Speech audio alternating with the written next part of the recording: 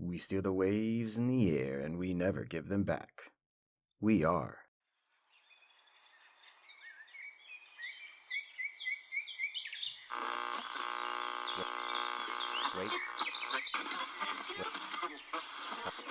Wake up.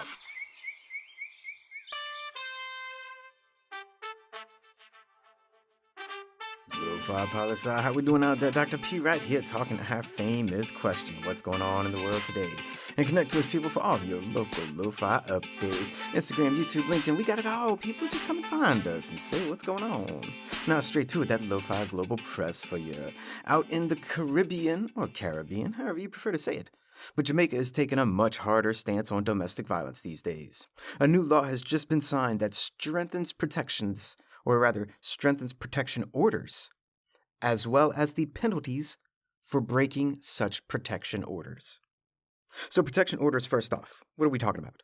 These are legally binding orders that are made by a person against another person that the law signs into being, and the protection order is meant to protect one person from another.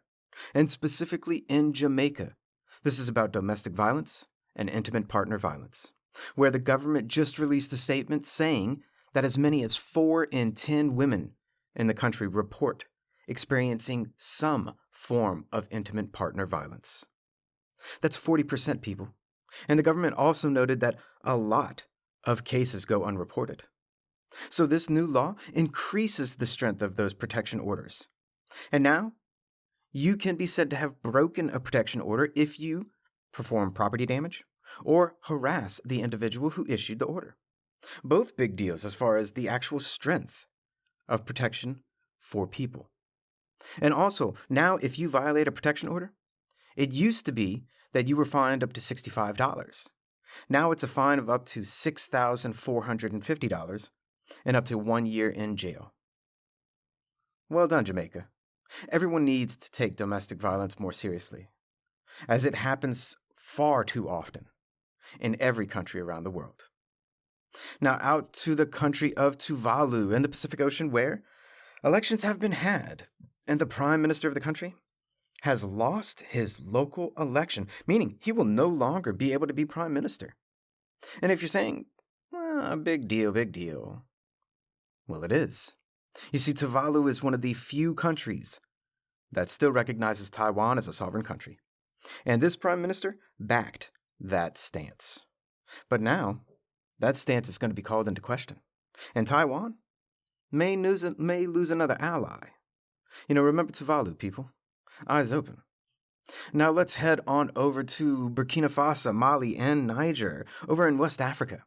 You see, these 3 countries have all had military coups in the past several years. And they are all 3 currently led by military juntas, meaning military governments. And all 3 countries were part of ECOWAS, the Economic Community of West African States, which is a pretty strong economic organization of West African countries. But when these 3 countries all went through their military coups, ECOWAS started vocally talking about military invasion to restore democracy in these countries. And not long after that, Burkina Faso, Mali, and Niger all signed a military pact, saying they would come to the aid of the other if their national security was ever threatened. Meaning they were sending ECOWAS a big signal saying, don't you dare. And now all 3 countries have all simultaneously, effective immediately, just quit the regional organization known as ECOWAS. My friends, this, well, ears to the ground. Lots going down. Now moving forward, because we never move on from anything. To New Zealand we go, where we previously talked about how the country's highest court said that voting age of 18 was discriminatory, and that the country was supposed to be lowering that age to 16 as a byproduct of that court order. But now they're no longer doing that. The bill in the legislature has been scrapped. So what's next? What are they going to do in order to enact the court's decisions? Well, that's a big question mark, people. And part of it has to do with, what can the court do to make the legislature enact something fast-like? This is something I'm very much interested to see. But what do you think, people? Is 16 too young to vote? You tell me. Right in, friends, right in. And a last piece of something before we switch to our fab-5 of the day. Recording crimes on YouTube. Because somebody's got to do it. In an unnamed country, on an undisclosed type of motorcycle, a mystery person YouTubes themselves traveling over 150 miles an hour. 150 miles an hour. They recorded themselves making a trip that normally takes about an hour in about 20 minutes. My friends, my lo-fi loves, we shouldn't have to say it, but we're going to say it anyway. Don't record yourself doing something illegal and post it to the internet. You will get caught. Oh, and don't do illegal things either. I don't want people saying, well, you said don't record them. No, don't do them either. But, this person, I will say their identity has been released, and they are being looked for. This recording went live back in September, and we're in January. How much longer will this fugitive of the law be on the run? Well, if they're going 150 miles an hour, it may take a minute. We'll let you know how it ends. All right, check it, people. This week's fab-5 of the day, the 5 largest language groups as per number of native speakers. And we get today's data from the Encyclopedia Britannica, though I did check several other sources just to be robust. And this is what we got. So these are the 5 languages that have the most native speakers, meaning these are the number of people of these languages who speak these languages as their first language. So let's get it. And I do round up people to the nearest million. Number 5, Hindi, with 344 million people speaking Hindi. Number 4, Arabic, with 137 million people speaking Arabic. Number 3, English, 379 million people speaking English. Number 2, Spanish, 485 million people speaking Spanish. And number 1? Oh, what you think the number 1 is? I'll give you 5, 4, 3, 2, 1. Number 1, Chinese. 1,349 million people. And of that, 939 million speak Mandarin Chinese as their first language. And that's that, people. Chinese. A lot of people speaking Chinese. But a question for you. If India has more people than China, which it does now, why don't they have more people speaking Hindi as a first language in comparison to Chinese? Question mark? Right in, folks. I'm curious what you got to say.